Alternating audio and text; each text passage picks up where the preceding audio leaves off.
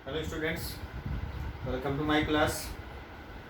आज फिर से हम लोग ज्योग्राफी शिक्षण, ज्योग्राफी टीचिंग का जो पेपर है आप लोग का, उसी से आज हम लोग का ये क्लास बेस्ड है। सबसे पहले हम लोग जान चुके हैं कि ज्योग्राफी क्या है, ज्योग्राफी की परिभाषा क्या है। इसके मीनिंग और डेफिनेशन को जानने के बाद अब आ जाता है कि हम इसके उद्देश्य को जानें। यानी कि हम लोग जो भी सब्जेक्ट को पढ़ते हैं, जिसका भी हम लोग स्टडी करते हैं, कहीं ना कहीं हमें उसका ऑब्जेक्टिव जानने की आवश्यकता होती है, क्योंकि बिना ऑब्जेक्टिव के हम ये पता नहीं लगा सकते हैं कि कैसे ये हमारे लिए महत्वपूर्ण है। सबसे पहले हम लोग देख सकते हैं कि ऑब्जेक्टिव ऑफ ज्योग्राफी टीचिंग के क्या क्या हैं। कुछ यहाँ पर हाइलाइट्स हमने किया है, कुछ पॉइंट्स को आप लोग उसको देख सकते हैं। तो सबसे पहले हम पहला जो आप लोग का पॉइंट्स आप लोग के सामने दिख रहा है, उसमें है संसार में मानव और पर्यावरण के पारस्परिक संबंध की समझ विकसित करना। एक बहुत ही इम्पोर्टेंट ये रोल है, ये ऑब्जेक्टिव है। क्यों है?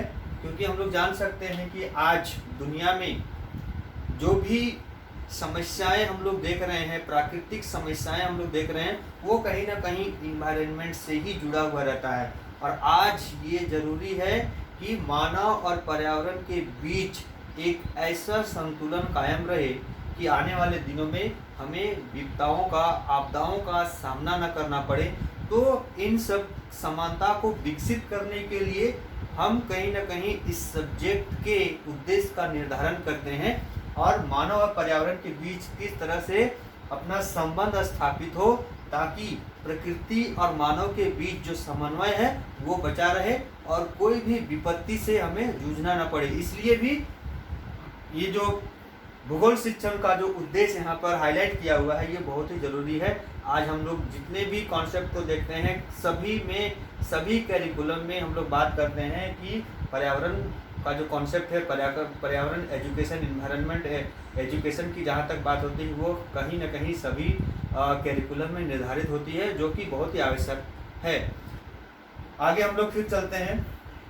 भूगोल की महत्वपूर्ण शाखाओं में आने वाली प्रमुख तकनीकी पदावली आप लोग देख सकते हैं, जैसे टेक्नोलॉजी, विस्तृत संप्रदायों, ब्रॉड कॉन्सेप्ट, महत्वपूर्ण विचारों की आइडियाज, मूलभूत सिद्धांतों, बेसिक प्रिंसिपल्स एवं पारस्परिक संबंधों, इंटर रिलेशन के बारे में एक समझ, अंडरस्टैंडिंग विकसित करना। यानी कि पर्यावरण में जितनी भी कॉन्सेप्ट है और जो भी हम लोग हाइलाइट्स देखते हैं, मानव अपने जीवन में किस तरह से इन सब में अपनी समझ को विकसित करता है, अपने जो सिद्धांत है उसको किस तरह से हाईलाइट करता है, इन संबंध में ये अपना उद्देश्य निर्धारण करता है।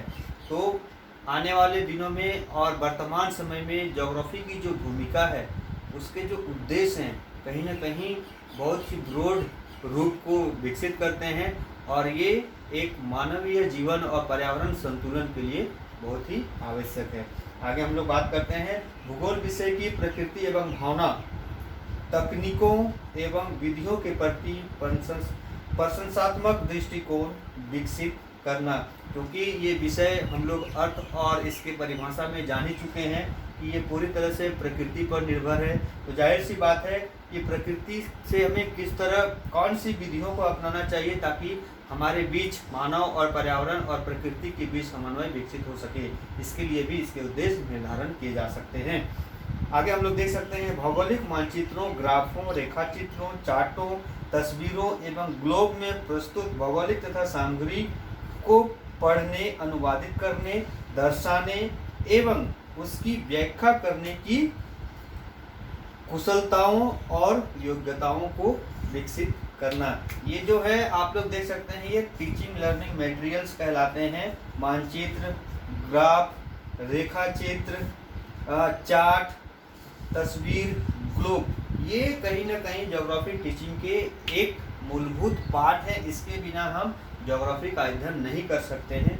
तो इन सब के साथ हम किस तरह से भूगोल शिक्षण को परिभाषित करते हैं, इसकी विशेषताओं को समझते हैं तो इन सब योग्यताओं और कुशलताओं को विकसित करने के लिए भी ज्योग्राफी टीचिंग बहुत ही आवश्यक है। तो यहाँ पर आप लोग इस वीडियो के माध्यम से कुछ पॉइंट्स के साथ यहाँ पर इसके उद्देश्य का हम लोग निर्धारण कर रहे हैं। इसके संबंध में अगले वीडियो में फिर से हम लोग इसके उद्देश्य की बात करेंगे और भी कुछ पॉइंट्स के साथ। तो आज के इस वीडियो के माध्यम से इतना ही। Thank you.